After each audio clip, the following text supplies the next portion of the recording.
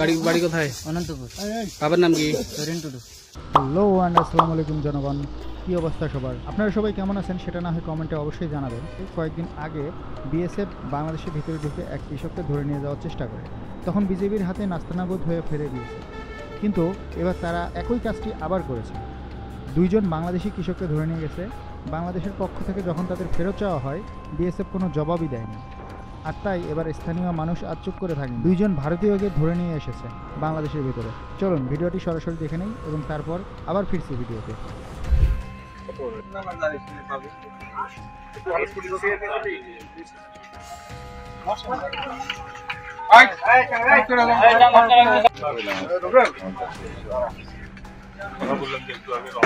আমাদের এখানে কিছু পানি ছিল জমিনে, ওই ধানটা ইন্ডিয়ার পাশেই দুই সংযুক্ত একটু উঁচুতে ধানটা মারতেছিল। মারার সময় বাংলাদেশি দুজন কৃষককে ইন্ডিয়ান বিএসএফ বাসে ধরে নিয়ে যায়। তাদের কৃষক কাজ করতেছিল আমাদের ওই ইন্ডিয়া লাগানো বাংলাদেশি জমিতে। গ্রামবাসী তাদের দুজনকে ইন্ডিয়ান লোককে আবার আমার বাংলাদেশে ধরে নিয়ে আসে। নাম বলো, কি নাম? অভিনাথ।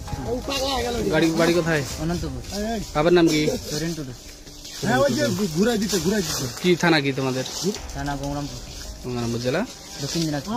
আপনার? ফিলিপ সরেন। ফিলিপ সরেন। হ্যাঁ, পিতার নাম? লুর্ধু সরেন। আদিবাসী।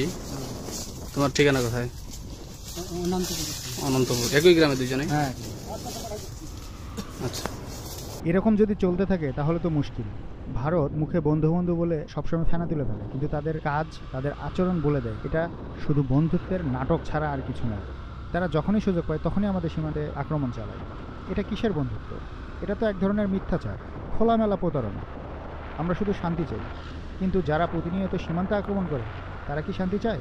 এটা কি বন্ধুত্বের কোনো নিদর্শন হতে পারে? এই প্রশ্নটি আপনাদের কাছে রেখে গেলাম।